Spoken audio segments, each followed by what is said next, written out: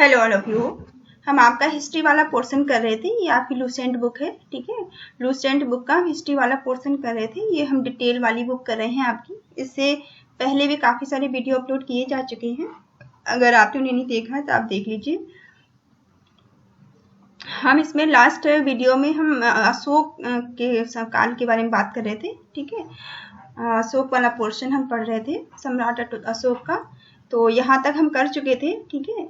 इनके हमने स्तंभ कर लिए थे। इसके आगे का चलिए आज हम करते हैं, ठीक है। आपको जैसे कि पता है कि आपकी लूसेंट की दो बुक्स हैं। एक तो आपकी डिटेल में है जो हम कर रहे हैं अभी, और दूसरी आपकी वस्तुनिष्ठ है, ऑब्जेक्टिव टाइप की, ठीक है। तो जब इसका एक पोर्शन हिस्ट्री वाला कंप्लीट हो जाएगा, उसके बाद मैं इसकी हिस्ट्री वाली क्वेश्चन आंसर आपको करा दूंगी, जो इसके ऑब्जेक्टिव वाली बुक है उसको भी, ठीक है। दोनों हम करेंगे साथ साथ। तो अगर आप किसी भी कॉम्पिटेटिव एग्जाम की तैयारी कर रहे हैं तो आप मेरे साथ बने रहिए वीडियो में, ठीक है। चलिए, तो यहाँ तक हो गया था। यहाँ से हम पढ़ते हैं नेक्स्ट पॉइंट, कौशाम्बी अभिलेख, ठीक है। कौशाम्बी अभिलेख में रानी का अभिलेख कहा जाता है। कौशाम्बी अभिलेख को क्या कहा जाता है? रानी का अभिलेख कहते हैं, ठीक है। कौशाम्बी अभिलेख को रानी का अभिलेख भी कहा जाता है। अशोक का सबसे छोटा स्तंभ रूमीदेई, ठीक है। अशोक का जो सबसे छोटा स्तंभ है उसे क्या कहते हैं? रूमीदेई कहा जाता है, ठीक है। इनका सबसे छोटा स्तंभ है जिसे रूमीदेई कहते हैं। इसी में लुम्बिनी में धम्म यात्रा के दौरान अशोक द्वारा भू राजस्व की दर घटा देने की घोषणा की गई थी, ठीक है। इसी अभिलेख में ये जो इनका स्तंभ है इसमें क्या कहा गया था? इसी में लुम्बिनी में जो धम्म यात्रा हुई थी, ठीक है। लुम्बिनी में जो धम्म यात्रा हुई थी, इसी के दौरान अशोक ने अपने भू राजस्व की दर को घटाया है, ठीक है। अशोक ने अपने भू राजस्व की दर को घटाने के बाद किसमें की है? रूमीदेई अभिलेख में की है, स्तंभ में की है। रूमीदेई स्तंभ में इन्होंने अपने भूदर के घटाने की बात की है। कब की है? जब ये लुम्बिनी की धम्म यात्रा पर थे, ठीक है। अशोक का 7वां अभिलेख सबसे लंबा है। ये बात आप याद रखेंगे कि अशोक का जो 7वां अभिलेख है ये सबसे लंबा अभिलेख है, ठीक है। अशोक का 7वां अभिलेख जो है ये सबसे लंबा अभिलेख है। प्रथम पृथक शिलालेख, जो पहला पृथक अलग जो शिलालेख है, प्रथम पृथक शिलालेख में यह घोषणा है कि सभी मनुष्य मेरे बच्चे हैं, ठीक है। इनका जो प्रथम पृथक शिलालेख है इसमें कहा गया है कि सभी मनुष्य मेरे बच्चे हैं, ठीक है। अशोक का सार-ए-कुना, ठीक है। अशोक का सार-ए-कुना कुंदहार अभिलेख ग्रीक और आर्मेइक भाषाओं में लिखा गया है, ठीक है। अशोक का जो सार-ए-कुना अभिलेख है, इनका सार-ए-कुना अभिलेख जिसे कुंदहार भी कहते हैं, ये इनका अभिलेख ग्रीक और आर्मेइक भाषाओं में लिखे गए हैं, ठीक है। ये अभिलेख इनके ग्रीक और आर्मेइक भाषा में लिखे गए हैं। साम्राज्य में मुख्यमंत्री एवं पुरोहित की नियुक्ति के पूर्व इनके चरित्र को काफी जांचा परखा जाता था, जिसे उपधा परीक्षा कहा जाता था, ठीक है। इनके राज्य में, इनके टाइम में जो एक मुख्यमंत्री और पुरोहित की जो नियुक्त होती थी, ठीक है। अशोक के टाइम में जब मुख्यमंत्री और पुरोहित की नियुक्त की जाती थी तो इनके चरित्र को बहुत जांचा परखा जाता था, ठीक है। और इनकी जो चरित्र की जांच पड़ताल की जाती थी इसे उपधा परीक्षा कहा जाता था, ठीक है। सम्राट की सहायता के लिए मंत्री परिषद होती थी, ठीक है। जो सम्राट उस टाइम होते थे उनकी सहायता के लिए एक मंत्री परिषद होती थी, जिसमें सदस्यों की संख्या 12, 16 और 20 हुआ करती थी। इसमें इनकी संख्या कितनी होती थी? 12, 16 और 20 की संख्या हुआ करती थी। अर्थशास्त्र में शीर्षस्थ अधिकारी के रूप में तीर्थ का उल्लेख मिलता है, ठीक है। शीर्षस्थ अधिकारी के रूप में किसका उल्लेख मिलता है? तीर्थ का उल्लेख मिलता है, ये आप याद रखेंगे, ठीक है। अर्थशास्त्र में कहाँ से मिलता है? अर्थशास्त्र में शीर्षस्थ अधिकारी के रूप में तीर्थ का उल्लेख मिला है, जिसे महामात्र भी कहा जाता है। जैसे क्या कहा जाता है? महामात्र भी कहा जाता है। इसकी संख्या 18 थी। इनकी संख्या कितनी होती थी? 18 होती थी। अर्थशास्त्र में 4 जासूस जासूसों को कहा गया है। जो अर्थशास्त्र में जो चर जासूस हैं, ठीक है, अर्थशास्त्र में चर जासूस को कहा गया है। ठीक है, अर्थशास्त्र में चर किसको कहा गया है? जासूस को कहा गया है। अशोक के समय मौर्य साम्राज्य में प्रांतों की संख्या 5 थी। ठीक है, अशोक साम्राज्य में जो प्रांत हुआ करते थे वो कितने थे? प्रांत 5 हुआ करते थे। प्रांतों को चक्र कहा जाता था। ठीक है, अशोक के समय में जो मौर्य सम्राट था, इसमें 5 प्रांत होते थे और प्रांतों को क्या कहा जाता था? प्रांतों को चक्र कहा जाता था। ठीक है, प्रांतों के प्रशासन कुमार और आर्यपुत्र या राष्ट्रकूट कहलाते थे।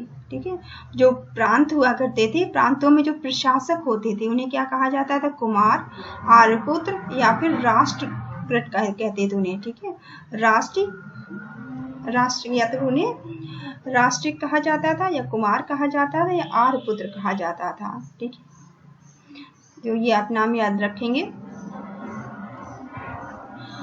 प्रांतों का विभाजन विषय में किया गया था। प्रांतों का विभाजन किसमें किया गया था? विषय के आधार पर। ठीक है, जो विषय पद के अधीन होते थे। जो किसके अधीन होते थे? विषय पद के अधीन हुआ करते थे। ठीक है, प्रशासन की सबसे छोटी इकाई ग्राम थी। ठीक है, प्रशासन की सबसे छोटी इकाई क्या कहा जाता था? ग्राम कहा जाता था, जिसका मुखिया ग्रामिक होता था। जिसका मुखिया कौन था? ग्रामिक। ठीक है, प्रशासन की सबसे छोटी इकाई को ग्राम कहा जाता था, जिसका मुखिया ग्रामिक होता था। ठीक है, प्रशासन में सबसे छोटा गोप था। प्रशासन में सबसे छोटा कौन था? सबसे छोटा गोप था, जो 10 ग्रामों का शासन संभालता था। ठीक है, प्रशासन में सबसे छोटा गोप हुआ करते थे और गोप जो थे वो 10 ग्रामों के शासन को संभालते थे। मेघस्थ नीच के अनुसार नगर का प्रशासन 30 सदस्यों का एक मंडल था। ठीक है, मेघस्थ नीच के अनुसार जो नगर थे उनका प्रशासन 3 सदस्यों का एक मंडल हुआ करता था, जिसकी 6 समितियों में विभाजित था। जिनकी समितियां कितनी थी? 6 समितियां थी। प्रत्येक समिति में 5 सदस्य होते थे। ठीक है, मेघस्थ नीच के अनुसार जो नगर का प्रशासन था उसमें 30 सदस्य होते थे। 30 सदस्यों का एक मंडल था, उसमें 6 समितियां थी और हर एक समिति में 5-5 सदस्य हुआ करते थे। ठीक है, चलिए ऊपर वाले ये पोर्शन देख लेते हैं। ये क्या दिया हुआ है? यहाँ पे मौर्य प्रांत और राजधानियां हैं। ठीक है, मौर्य प्रांत की राजधानियां क्या क्या थी? उत्तरापथ की राजधानी तक्षशिला थी। ठीक है, उत्तरापथ की मौर्य के प्रांत में उत्तरापथ की जो राजधानी थी वो क्या थी? तक्षशिला थी। ठीक है, अवंती राष्ट्र की राजधानी उज्जैनी थी। ठीक है, अवंती राज्य की राजधानी क्या थी? उज्जैनी थी। कलिंग की राजधानी तोशली थी। ठीक है, ये इनको आप याद कर लेना। ठीक है, कलिंग की राजधानी क्या थी? तोशली थी। कलिंग की राजधानी तोशली थी। ठीक है, दक्षिणापथ की राजधानी सुवर्णगिरी थी। सुवर्णगिरी जो थी वो दक्षिणापथ की राजधानी थी। ठीक है, दक्षिणापथ की राजधानी क्या थी? सुवर्णगिरी थी। ठीक है, प्रासी पूर्व प्रांत की राजधानी क्या थी? पाटलिपुत्र। ठीक है, पाटलिपुत्र प्राची की राजधानी थी। पूर्वी प्रांत प्राची की राजधानी पाटलिपुत्र थी। दक्षिणापथ की राजधानी सुवर्णगिरी थी। ठीक है, कलिंग की राजधानी तोशली थी। अवंती राष्ट्र की राजधानी उज्जैनी थी और उत्तरापथ की राजधानी तक्षशिला थी। इनको आप याद कर लेना। फिर अर्थशास्त्र में वर्णित तीर्थ। ठीक है, अर्थशास्त्र में किन किन तीर्थों की बात की गई है? तो पहला है मंत्री को इसमें प्रधानमंत्री कहा गया है। ठीक है, मंत्री को प्रधानमंत्री। पुरोहित को धर्म एवं दान विभाग का प्रधान। पुरोहित को धन और दान विभाग का प्रधान माना गया है। ठीक है, सेनापति को सैन्य विभाग का प्रधान माना गया है। सेनापति को सैन्य विभाग जो था उसका प्रधान माना गया है। युवराज को राजपुत्र। ठीक है, युवराज को राजपुत्र माना गया है। द्वारिक को राजकीय द्वार रक्षक माना गया है। ठीक है, द्वारिक को क्या माना गया है? द्वारिक को राजकीय द्वार रक्षक माना गया है। अंत्योरवैदिक, ठीक है, अंत्योरवैदिक को अंतरपुर का अध्यक्ष माना गया है। अंतरपुर का अध्यक्ष किससे माना गया है? अंतर्वैदिक को, ठीक है, अंतर्वैदिक को अंतरपुर का अध्यक्ष माना गया है। समाहर्ता, समाहर्ता को आर्य का संग्रहकर्ता माना गया है, ठीक है, आय का संग्रहकर्ता किसे माना गया है? आय का संग्रहकर्ता समाहर्ता, समाहर्ता को आय का संग्रहकर्ता माना गया है, ठीक है। सन्निधाता, ठीक है, सन्निधाता को राजकीय कोष का अध्यक्ष माना गया है, ठीक है, सन्निधाता को राजकीय कोष का क्या माना गया है? अध्यक्ष माना गया है। जो जो आपको थोड़ा इजीली आपको याद हो जाए, वो थोड़े बहुत जो आपको आसानी से हो जाए उन्हें कर लीजिएगा, ठीक है, सारे करने की जरूरत नहीं है। प्रशास्ता, प्रशास्ता को कारागृह का अध्यक्ष माना गया है, ठीक है, प्रशास्ता को कारागृह का अध्यक्ष माना गया है। प्रदेष्ट्री को कमिश्नर माना गया है, ठीक है। पौर, पौर को नगर का कोतवाल माना गया है, पौर को नगर का क्या माना गया है? कोतवाल माना गया है। व्यवहारिक, व्यवहारिक मुख्य न्यायाधीश, ठीक है, इसको याद कर लेना, व्यवहारिक जो है मुख्य न्यायाधीश से माना गया है व्यवहारिक को। नायक, नायक नगर रक्षक का अध्यक्ष नायक कहलाता था, नगर की रक्षा करता था नायक कहलाता था। कर्मांतिक, कर्मांतिक को उद्योगों और कारखानों का अध्यक्ष माना गया है, ठीक है। मंत्रिपरिषद अध्यक्ष हुआ करते थे, मंत्रिपरिषद का अध्यक्ष माना गया है। और दंडपाल, दंडपाल सेना का दंडपाल क्या होते थे? सेना का सामान एकत्र करने वाले थे, ठीक है। दंडपाल क्या होते? जो सेना का सामान था उसे इकट्ठा करते थे, ठीक है। दुर्गपाल जो दुर्ग की रक्षा करते थे, तो आपको याद ही हो जाएगा, ठीक है। अंतपाल जो समावर्ती दुर्ग की रक्षा करते थे, उन्हें अंतपाल कहा जाता था, ठीक है। इस तरह से कुछ जो इजीली थोड़ा सा आपको याद हो जाते हैं उनको कर लीजिएगा।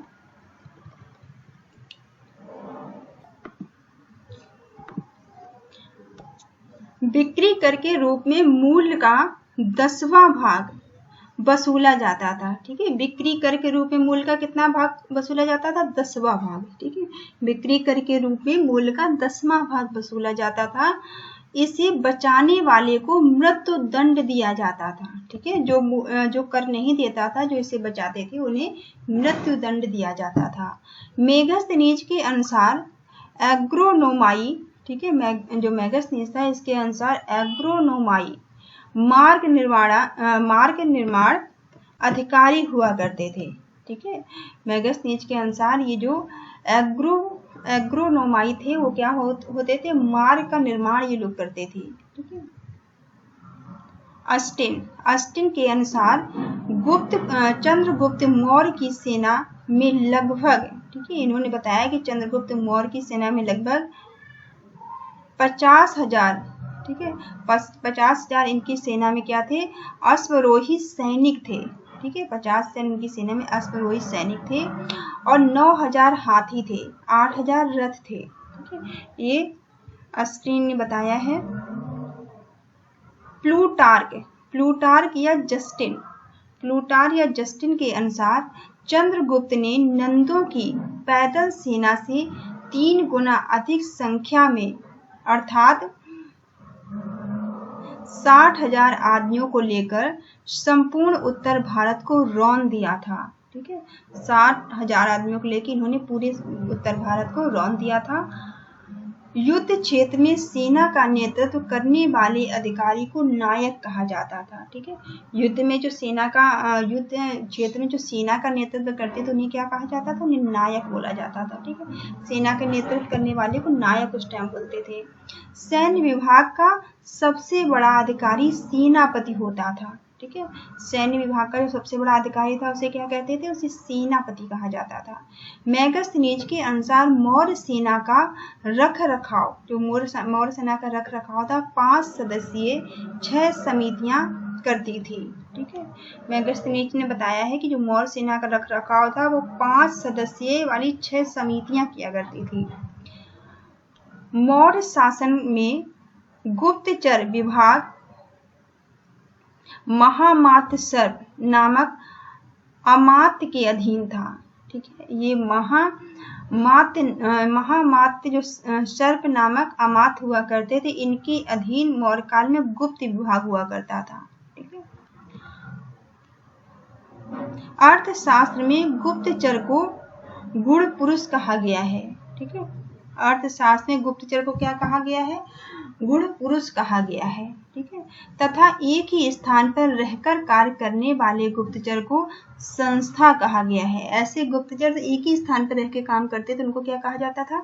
उनको संस्था कहा जाता था। ठीक है, एक स्थान से दूसरे स्थान पर भ्रमण करके कार्य करने वाले गुप्तचर को संचार कहते थे। ठीक है, एक जगह से दूसरे स्थान पर भ्रमण करके जो काम करते थे गुप्तचर, उन्हें क्या कहा जाता था? उन्हें संचार कहा जाता था। ठीक है, अशोक के समय जनपदीय न्यायालय के न्यायाधीशों की राजुक कहा जाता था। ठीक है, अशोक के समय में जो जनपदीय न्यायालय में जो न्यायाधीश होते थे उन्हें क्या कहा जाता था? उन्हें राजुक कहा जाता था। ठीक है, अशोक के समय में जो जनपदीय न्यायालय के न्यायाधीश होते थे उन्हें क्या कहते थे? राजुक कहा जाता था। ठीक है, सरकारी भूमि सीता भूमि कहलाती थी। जो सरकारी भूमि होती थी उसे क्या कहते थे? सीता भूमि। ठीक है, सरकारी भूमि को इस टाइम कहा जाता था सीता भूमि। बिना वर्षा के अच्छी खेती होने वाली भूमि में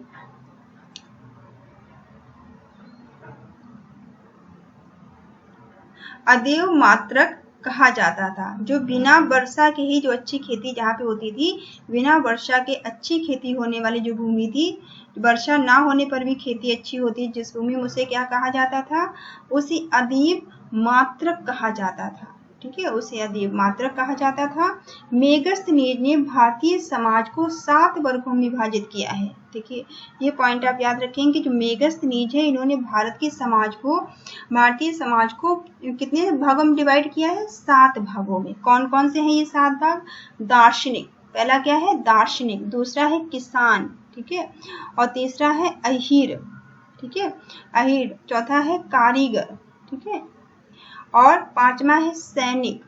ठीक है, फिर निरीक्षक, छठे कौन से? निरीक्षक है, और साथ में सभासद। ठीक है, सभासद। तो इस तरह से 7 पार्ट में इन्होंने डिवाइड किया है भारतीय समाज को। दार्शनिक, किसान, अहीर, कारीगर, सैनिक, निरीक्षक और सभासद के रूप में इन्होंने डिवाइड किया है।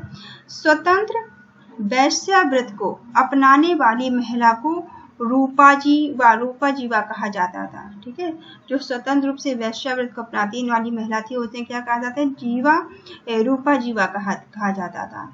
नंद वंश के विनाश करने में चंद्रगुप्त मौर्य ने कश्मीर के राजा पर्वत्रक से सहायता प्राप्त की थी। ठीक है, नंद वंश का विनाश करने के लिए चंद्रगुप्त मौर्य ने कश्मीर के राजा पर्वत्रक से सहायता प्राप्त की थी।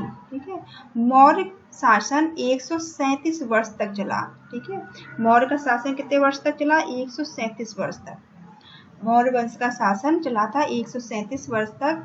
मौर्य वंश का अंतिम शासक बृहदत्त था। ठीक है, मौर्य वंश का अंतिम शासक कौन था? बृहदत्त था। ठीक है, इसकी हत्या इसके सेनापति पुष्यमित्र ने कर दी थी। ठीक है, पुष्यमित्र सूंग जो था ये बृहदत्त का सेनापति था, जिसने बृहदत्त की हत्या कर दी थी।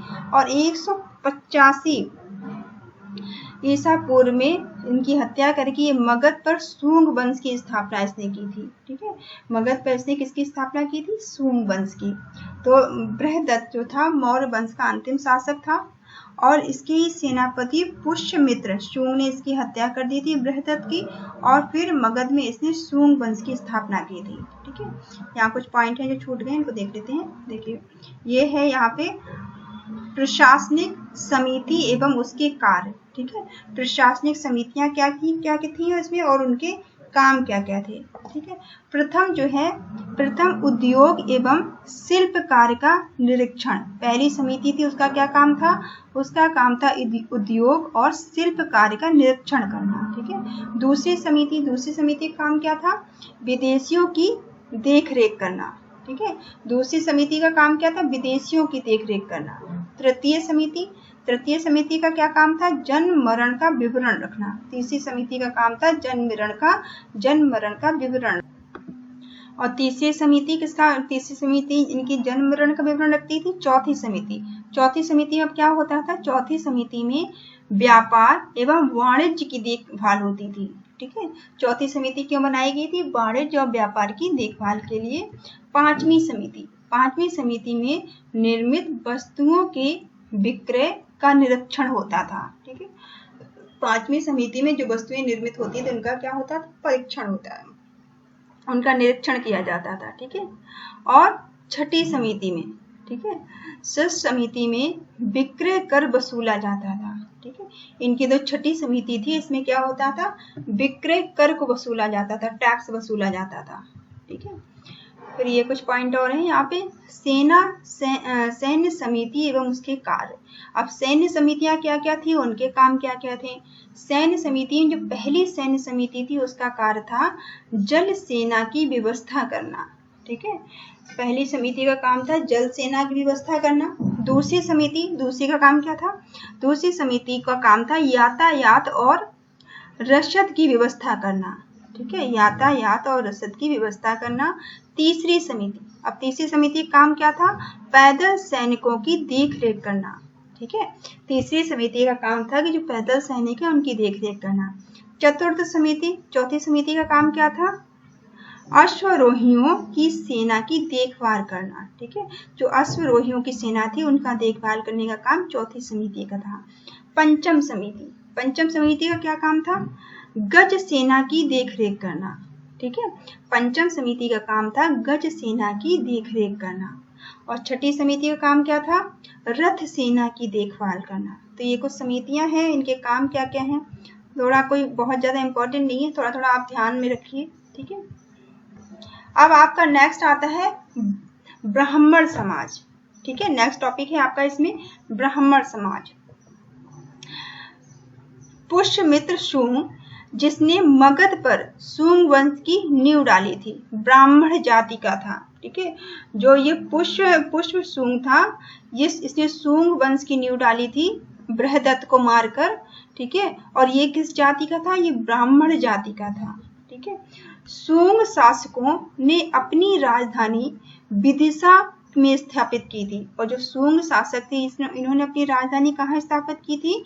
इन्होंने अपनी राजधानी विदिशा में स्थापित की थी। अगर बेटा आप इसकी अगर आपके पास बुक है डूसेंट की, तो आप बुक लेके बैठिए। बुक में जो मैं यहाँ टिक करा रही हूँ ना, वैसे वैसे पॉइंट टू पॉइंट आप टिक करते चलिए, ठीक है। तो आपको वो पॉइंट हाईलाइट आप कर लीजिए, या हाईलाइटेड रखिए उसे हाईलाइट करते चलिए, और आपको उन पॉइंट पे फोकस करना है, ठीक है। जैसे शुंग शासकों की राजधानी इन्होंने अपनी कहाँ बनाई थी? विदिशा में बनाई थी, ठीक है। इंडो यूनान शासक जो इंडो यूनान के जो शासक थे मिनांडर, ठीक है, मिनांडर को पुष्यमित्र शुंग ने पराजित किया था, ठीक है। पुष्यमित्र शुंग ने किसको पराजित किया था? मिनांडर को पराजित किया था। और मिनांडर जो थे वो कहाँ के शासक थे? वो इंडो यूनान के शासक थे, ठीक है। पुष्यमित्र शुंग ने 2 बार अश्वमेध यज्ञ करवाया था, ठीक है। पॉइंट आप याद रखेंगे, अश्वमेध यज्ञ जो है पुष्यमित्र शुंग ने 2 बार करवाया था। इनके लिए पतंजलि ने अश्वघोष यज्ञ किया था, ठीक है। जो पतंजलि थे, पतंजलि ने इनके लिए, किसके लिए? पुष्यमित्र शुंग के लिए पतंजलि ने अश्वमेध यज्ञ किया था, जो अश्वमेध यज्ञ किया था। और इन्होंने कितने बार करवाया था अश्वमेध यज्ञ? 2 बार करवाया था, ठीक है। अश्वमेध यज्ञ को इन्होंने 2 बार करवाया था। भरहुत स्तूप का निर्माण पुष्यमित्र शुंग ने करवाया था। देखिए इंपॉर्टेंट है, भरहुत, ठीक है। भरहुत जो इनका स्तूप है, इसका निर्माण किसने करवाया था? पुष्यमित्र शुंग ने करवाया था, ठीक है। शुंग वंश का अंतिम शासक देवभूत था, ठीक है। शुंग वंश का अंतिम शासक कौन था? देवभूत, ठीक है। शुंग वंश का अंतिम शासक देवभूत था। और इसकी हत्या 73 ईसा पूर्व वासुदेव ने कर दी थी, ठीक है। देवभूत की हत्या किसने की थी? 73 ईसा पूर्व में वासुदेव ने कर दी थी। और शुंग वंश का अंतिम शासक देवभूत था, ठीक है। और मगध की गद्दी पर कर्ण वंश की स्थापना की थी। मगध पर फिर इसकी देवभूत की हत्या करके वासुदेव ने मगध में किसकी स्थापना की थी? कर्ण वंश की स्थापना उसने की थी, ठीक है। कर्ण वंश का अंतिम राजा सुशर्मा था, ठीक है। कर्ण वंश का आखिरी राजा कौन था? सुशर्मा था, ठीक है। ने 60 ईसा पूर्व, सीमुख ने 60 ईसा पूर्व में सुशर्मा की हत्या कर दी थी। अब देखिए जो सीमुख था, सीमुख ने सुशर्मा की हत्या कर दी 60 ईसा पूर्व में और सातवाहन वंश की स्थापना की। फिर इन्होंने जो सीमुख था इसने किसकी स्थापना की थी? सातवाहन वंश की स्थापना की थी। ठीक है, सातवाहन वंश आंध्र वंश शासकों ने अपनी राजधानी प्रतिष्ठान में स्थापित की थी। जो सातवाहन थे, जिनको आंध्र वंश के जो थे सातवाहन, इन्होंने अपनी राजधानी को कहाँ पर बनाया था? अपनी राजधानी इन्होंने अपनी राजधानी प्रतिष्ठान में बनाई थी। ठीक है, प्रतिष्ठान में इन्होंने अपनी राजधानी की स्थापना की थी। प्रतिष्ठान आंध्र प्रदेश के औरंगाबाद जिले में है। ठीक है, और ये कहाँ पर है? ये प्रतिष्ठान जो है आंध्र प्रदेश की औरंगाबाद में है। ठीक है,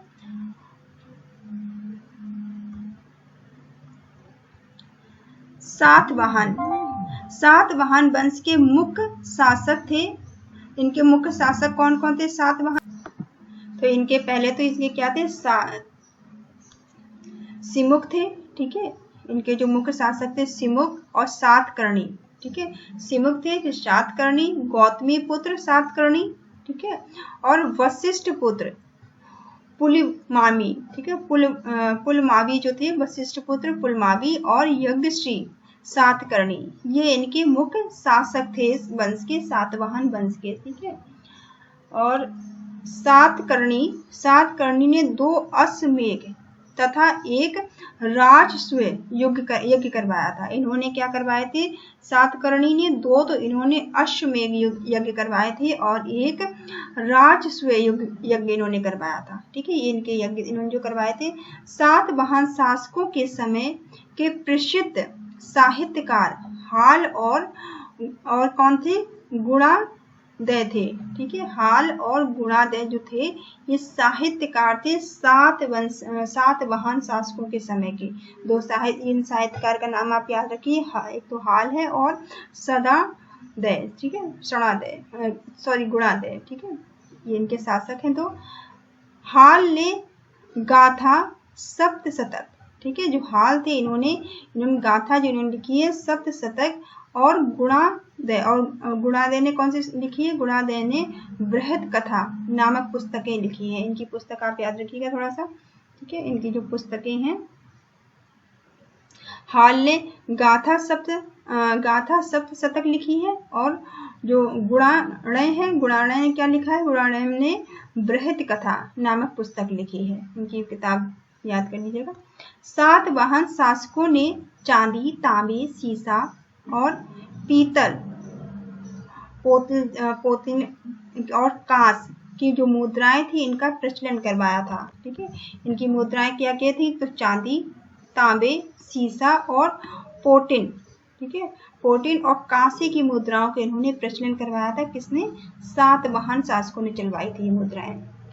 ब्राह्मणों को भूमि अनुदान देने की प्रथा आरंभ की थी सातवाहन शासकों ने। ठीक है, सातवाहन शासकों ने सबसे पहले ब्राह्मणों को भूमि अनुदान देने की प्रथा शुरू की थी। सर्वप्रथम मतलब सबसे पहले ब्राह्मणों को भूमि अनुदान देने की प्रथा किसने शुरू की थी?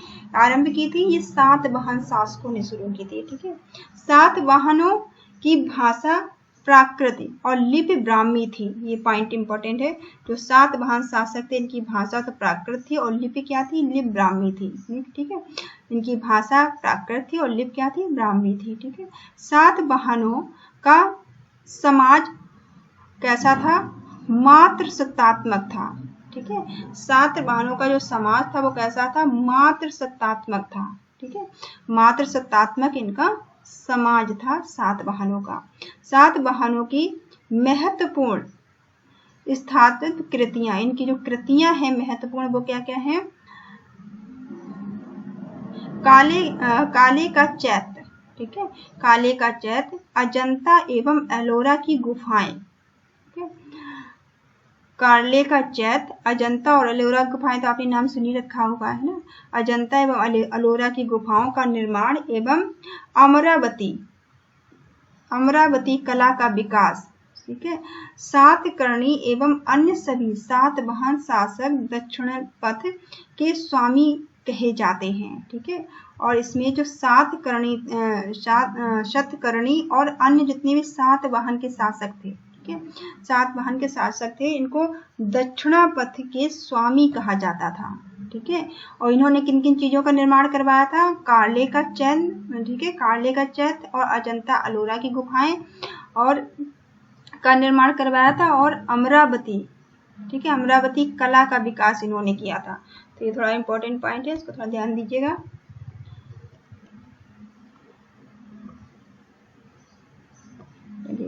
नेक्स्ट है आपका भारत के यवन राज्य। ठीक है, भारत में यवन राज्य क्या क्या है? ये आपका वीडियो 30 मिनट का हो गया। चलिए यहाँ से हम नेक्स्ट वीडियो में कर लेंगे। ठीक है, वीडियो बड़े हो जाते हैं तो फिर आप लोगों को देखने में दिक्कत होती है, तो यहाँ से हम नेक्स्ट वीडियो में कर लेंगे। भारत की यवन राज्य जो है नेक्स्ट वीडियो में कर लेंगे, इसको यही रहने देते हैं। अभी वीडियो आपका आधे घंटे का हो गया है। ठीक है, तो thank you all of you, thank you for watching. आप मेरे चैनल को लाइक करिए, शेयर करिए, सब्सक्राइब करिए। ठीक है, बेल आइकॉन को प्रेस कर लेना ताकि वीडियो जैसे ही अपलोड हो तो आपको नोटिफिकेशन मिल जाए। Thank you all of you.